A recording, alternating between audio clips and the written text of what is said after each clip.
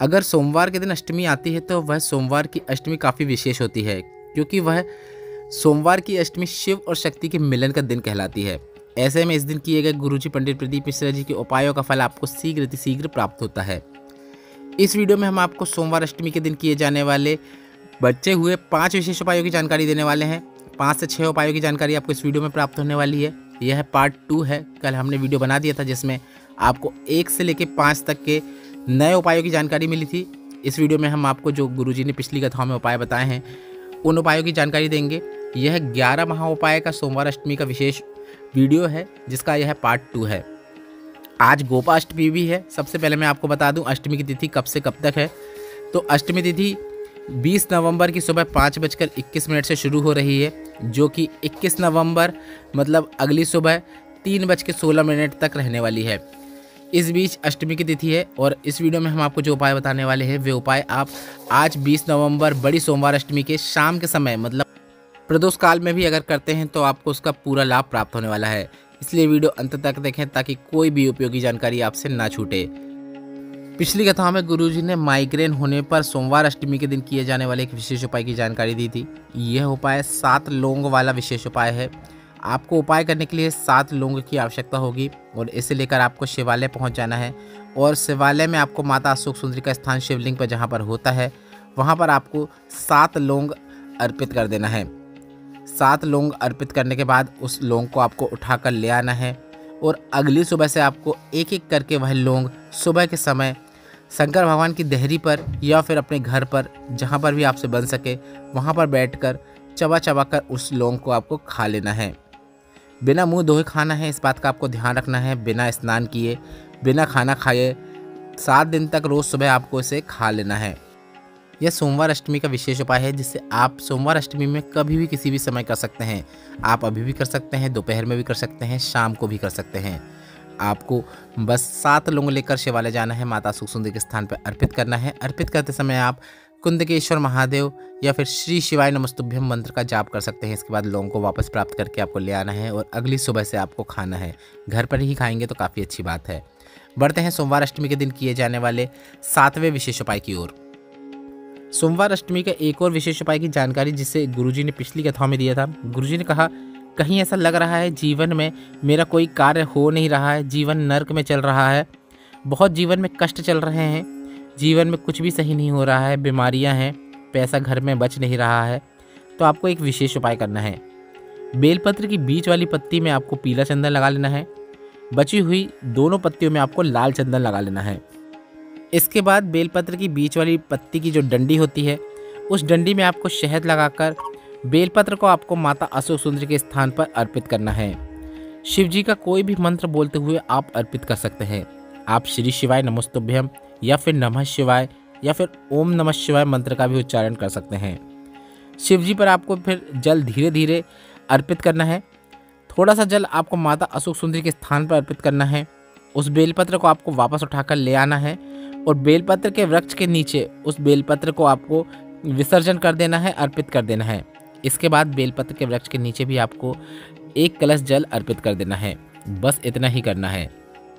यह उपाय अगर आप शाम 5 बजे से पहले कर लेंगे तो काफ़ी अच्छी बात है, क्योंकि शाम के समय पेड़ पौधों में और शिवलिंग पे जल कई जगह चढ़ाने को मना करते हैं। इसलिए उपाय आप दिन में या फिर सुबह करेंगे तो काफ़ी अच्छी बात है। बढ़ते हैं सोमवार अष्टमी के दिन किए जाने वाले 8वें विशेष उपाय की ओर। पिछली कथाओं में गुरुजी ने सोमवार अष्टमी के एक विशेष उपाय की जानकारी देते हुए बताया था कि आपको एक बेलपत्र, 1 कलश जल और थोड़े से दूध से एक विशेष उपाय करना है। पहले आप यह समझ लीजिए कि यह उपाय किन्हें करना है। जिनके घर में लड़ाइयाँ होती हो, ग्रह क्लेश होता हो, घर में शांति नहीं होती हो, घर में अच्छा नहीं लगता हो, तो वे यह उपाय कर सकते हैं। आपको एक बेलपत्र लेना है और इस बेलपत्र को लेकर आपको शिवालय पहुँच जाना है और आपको श्री शिवाय नमस्तुभ्यम मंत्र का उच्चारण करते हुए बेलपत्र को डंडी से पकड़ते हुए ऊपर जो जलाधारी बंधी होती है जिससे बूंद बूंद करके जल शिवलिंग पर गिरता है, उस जलाधारी के जो पात्र होता है उसके अंदर इस बेलपत्र को आपको डाल देना है।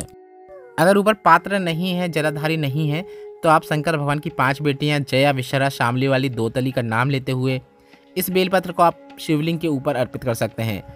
बेलपत्र को शिवलिंग के ऊपर आप इस प्रकार से अर्पित कर सकते हैं कि बेलपत्र की डंडी जलाधारी की ओर हो। इसके बाद आपको 1 लोटा में जल लेना है। इसमें थोड़ा सा दूध मिलाकर इस बेलपत्र के ऊपर शिवलिंग के ऊपर आपको अर्पित कर देना है। बेलपत्र अर्पित करते समय और जल अर्पित करते समय आप अपना नाम और गोत्र बोल सकते हैं। बस इतना ही करना है।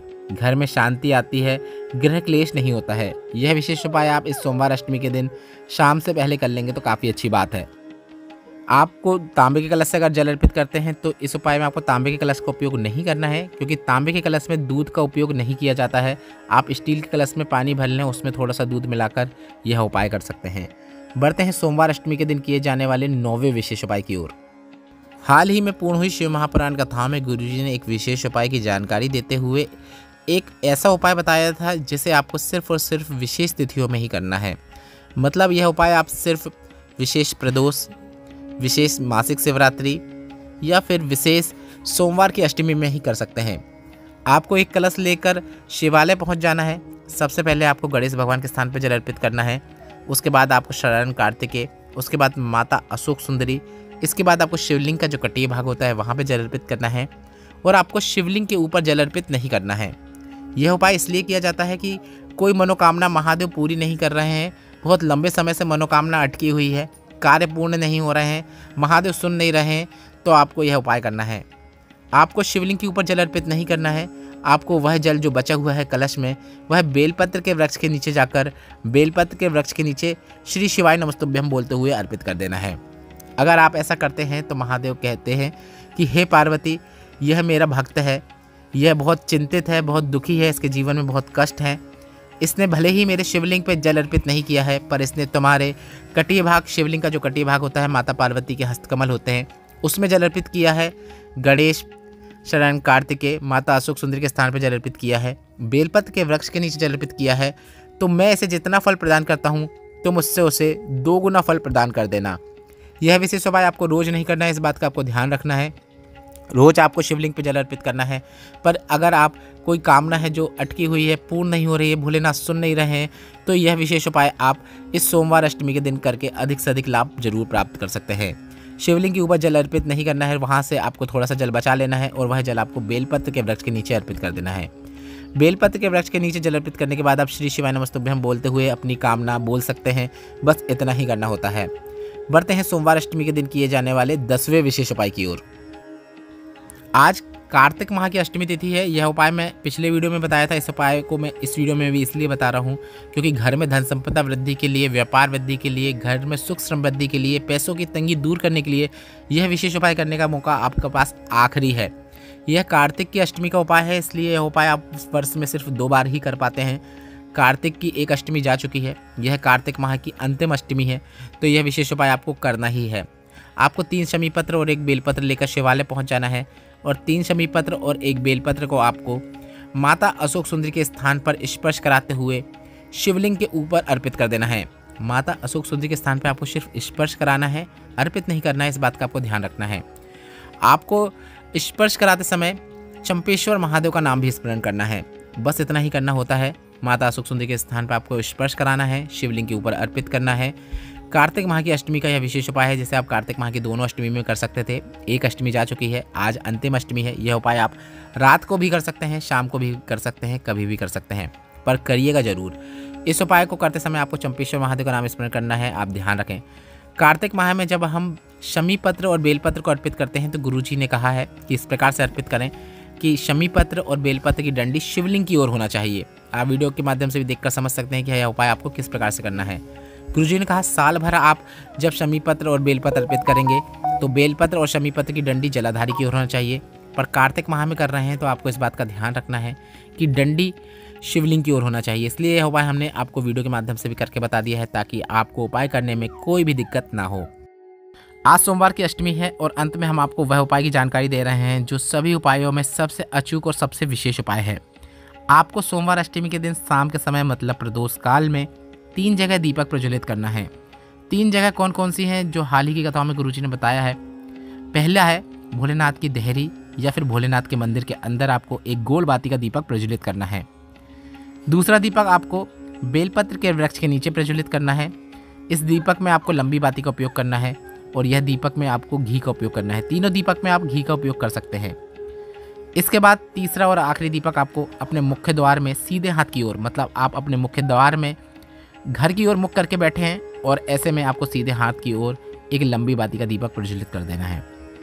मात्र इतना कर देने से जीवन में कभी भी किसी चीज़ की कमी नहीं होती है। जिस प्रकार से आपने भोलेनाथ के मंदिर में रोशनी की है, उसी तरह भोलेनाथ भी आपके घर में, आपके जीवन में रोशनी कर देते हैं, सुख समृद्धि से भर देते हैं। यह विशेष उपाय आप आज शाम को प्रदोष काल में जरूर कीजिएगा। इस वीडियो में बताए गए उपायों से संबंधित अगर अभी भी आपके मन में कोई प्रश्न है तो प्रश्न आप कमेंट बॉक्स के जरिए पूछ सकते हैं। यह पार्ट 2 है जिसमें हमने 6 से लेकर 11 तक के उपाय बताए हैं। पार्ट 1 कल हमने अपलोड कर दिया था, जिसे आप अभी चैनल पर जाकर देख सकते हैं। वीडियो उपयोगी लगा हो तो वीडियो को लाइक करके कमेंट बॉक्स में हर हर महादेव जरूर टाइप कीजिएगा। श्री शिवाय नमस्तुभ्यम, हर हर महादेव।